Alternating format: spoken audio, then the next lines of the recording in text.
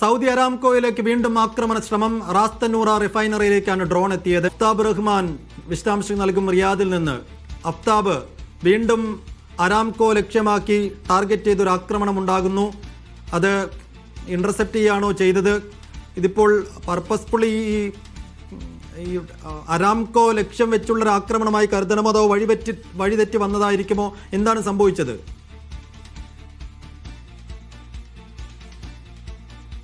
സെയ്ഫു, അല്പം മുമ്പാണ് സൗദിയുടെ പ്രതിരോധ മന്ത്രാലയം സൗദി അരാംകോക്ക് നേരെ വീണ്ടും ഉണ്ടായ ഒരു ആക്രമണത്തെക്കുറിച്ചുള്ള വിശദാംശങ്ങൾ പുറത്തുവിടുന്നത്. അത് പക്ഷേ പ്രതിരോധിച്ചോ എന്നുള്ളത് ആ വാർത്താക്കുറിപ്പിൽ അറിയിക്കുന്നില്ല.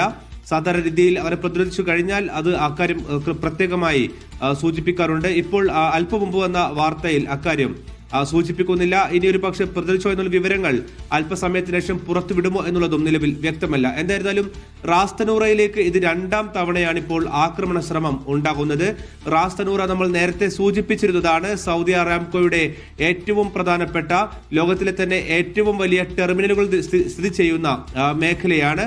എന്ന് വെച്ചാൽ ലോകത്തിലേക്ക് വേണ്ട ഏതാണ്ട് 7% ക്രൂഡ് ഓയിൽ കയറ്റുമതി നടക്കുന്നത് റാസ് തനൂറയിലെ ഈ ടെർമിനൽ വഴിയാണ്. അതുകൊണ്ട് തന്നെ തന്ത്രപ്രധാനമായ മേഖലയാണ്, വളരെ സെൻസിറ്റീവായ മേഖലയാണ്. സൗദി അരാംകോ ഇത് പറയുന്നത് സൗദി അറേബ്യയുടെ സാമ്പത്തിക മേഖലയുടെ നട്ടെല്ല് എന്ന് വിശേഷിപ്പിക്കാവുന്ന ഏറ്റവും പ്രധാനപ്പെട്ട വരുമാന സ്രോതസ് കൂടിയാണ്.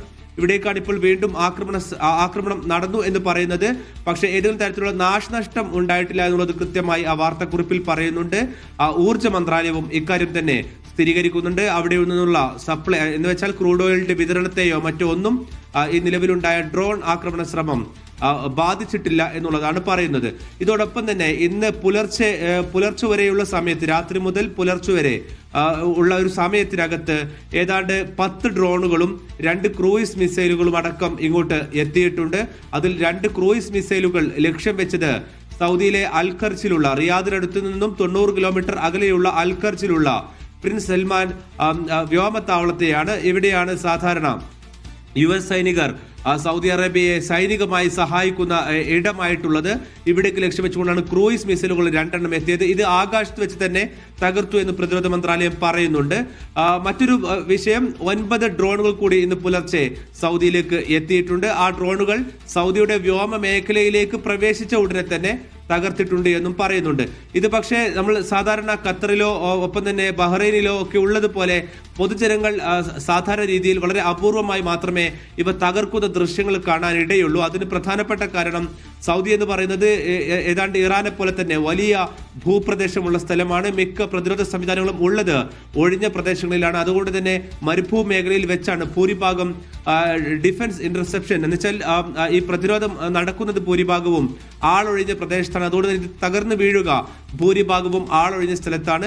അതുകൊണ്ട് സാധാരണ ജനത്തെ ഇത് നേരിട്ട് ബാധിക്കുന്നതല്ല. ഇതുവരെ നടന്ന ആക്രമണങ്ങളുടെ സ്വഭാവം പരിശോധിച്ചാൽ, ഇന്നലെ നടന്ന US എംബസിയിലേക്കുള്ള ആക്രമണം മാറ്റി നിർത്തി കഴിഞ്ഞാൽ നേരിട്ട് സാധാരണക്കാരെ അല്ലെങ്കിൽ നേരിട്ട് ജനങ്ങൾ താമസിക്കുന്ന സ്ഥലങ്ങളിലേക്ക് അത് വരുന്നത് കുറവാണ്.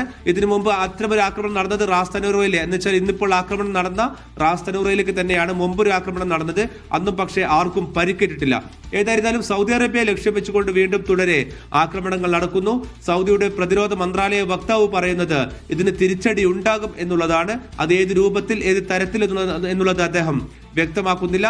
ഏതായിരുന്നാലും ഇറാനെ ആക്രമിക്കുവാൻ വേണ്ടി തങ്ങളുടെ ഏതെങ്കിലും ഭൂപ്രദേശമോ താവളമോ ഉണ്ടാകില്ലെന്ന് ഈ ആക്രമണവുമായി ബന്ധപ്പെട്ട വാർത്തകൾ പുറത്തുവരുന്ന 2 മാസം മുമ്പേ തന്നെ സൗദി അറേബ്യ വ്യക്തമാക്കിയിട്ടുള്ളതാണ്. അതുകൊണ്ട് ഈ തരത്തിൽ ആക്രമണം നടത്തുന്നത് തങ്ങൾക്ക് ഇനിയും നോക്കി നിൽക്കാൻ കഴിയില്ല എന്നുള്ളൊരു മറുപടി സൗദി അറേബ്യ നൽകുന്നുണ്ട്. പക്ഷെ അതിന്റെ പ്രതിരോധം ഏത് തരത്തിലായിരിക്കും എന്നുള്ളത് അറിയില്ല.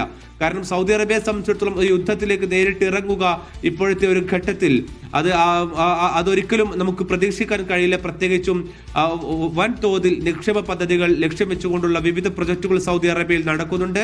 സൗദി അരാംകോ പോലെയുള്ള വളരെ സെൻസിറ്റീവായ സ്ഥലങ്ങൾ ഇറാനോട് ചേർന്ന് തന്നെയുള്ള കടലിന് ഇപ്പുറമുള്ള പ്രദേശത്ത് നിലനിൽക്കുന്നുണ്ട്. അതുകൊണ്ട് യുദ്ധത്തിലേക്ക് നേരിട്ട് സൗദി അറേബ്യ പോകുമോ എന്നുള്ളത് അറിയില്ല. അതേസമയം അവരുടെ സഖ്യത്തിലുള്ള, അവരെ സൈനികമായി സഹായിക്കുന്ന US സഹായത്തോടെ കൂടുതൽ ഡിഫൻസ് സംവിധാനങ്ങൾ ഒരുക്കുവാനുള്ള ശ്രമത്തിലാണ് ഇപ്പോൾ സൗദി അറേബ്യ. കഴിഞ്ഞ ദിവസം ട്രംപ് തന്നെ അക്കാര്യം സൂചിപ്പിച്ചിട്ടുണ്ട്. ഓയിൽ റിഫൈനറികളും മറ്റും ഉൾപ്പെടുന്ന പ്രദേശത്തേക്ക് കൂടുതൽ ഡിഫൻസ് സംവിധാനങ്ങൾ കൊണ്ടുവരുവാൻ ഞങ്ങൾ ശ്രമിക്കുമെന്ന് ട്രംപ് വിശദമാക്കുന്നുണ്ട്. പക്ഷെ അത് എത്ര സമയം എടുക്കും എന്നുള്ളത് ഈ ഒരു ഘട്ടത്തിൽ അവ്യക്തമാണ്. ഇത് സൗദി അറേബ്യയെ സംബന്ധിച്ചിടത്തോളം സാമ്പത്തികമായി ഏറെ ബാധ്യത ഉണ്ടാക്കുന്ന ഒരു കാര്യം കൂടിയാണ്. കഴിഞ്ഞ ദിവസം പുറത്തു വന്ന റിപ്പോർട്ടുകൾ പ്രകാരമാണെങ്കിൽ ഏതാണ്ട് ഇറാന്റെ ഒരു ഡ്രോണിന് വരുന്ന ചിലവ് ഏതാണ്ട് 22,000 ആണെങ്കിൽ അത് പ്രതിരോധിക്കാൻ ഗൾഫ് രാജ്യങ്ങൾക്ക് വരുന്ന ഒരു ഡ്രോൺ പ്രതിരോധിക്കാൻ വരുന്ന ചിലവ് എന്ന് പറയുന്നത് 12 ലക്ഷം മുതൽ 20 ലക്ഷത്തോളം ഡോളർ വരെയാണ്. ഈ തരത്തിൽ വലിയ ബാധ്യത ഇത് പ്രതിരോധിക്കുവാൻ വേണ്ടി ഗൾഫ് രാജ്യങ്ങൾക്ക് വേണ്ടി വരുന്നുണ്ട്. അതുതന്നെയാണ് ഇറാൻ ലക്ഷ്യമാക്കുന്നത് എന്നുള്ളതാണ് റിപ്പോർട്ടുകൾ സൂചിപ്പിക്കുന്നത്. ഗൾഫ് രാജ്യങ്ങളുടെയും US-ന്റെയും പരമാവധി പ്രതിരോധ സംവിധാനങ്ങൾ ഏറ്റവും ചിലവ് കുറഞ്ഞ രീതിയിൽ റാസ് തനൂറ പ്ലാന്റിലേക്ക് ഇന്നും ഇറാന്റെ ഡ്രോൺ ആക്രമണം ഉണ്ടായി. അത് വിജയകരമായി പ്രതിരോധിച്ചു എന്ന കാര്യത്തിൽ ഇപ്പോഴും വ്യക്തതയില്ല. പക്ഷേ സൗദി കാര്യം സ്ഥിരീകരിച്ചിരിക്കുന്നു. വിശദാംശങ്ങൾ നൽകിയത് അഫ്താബ് റഹ്മാൻ.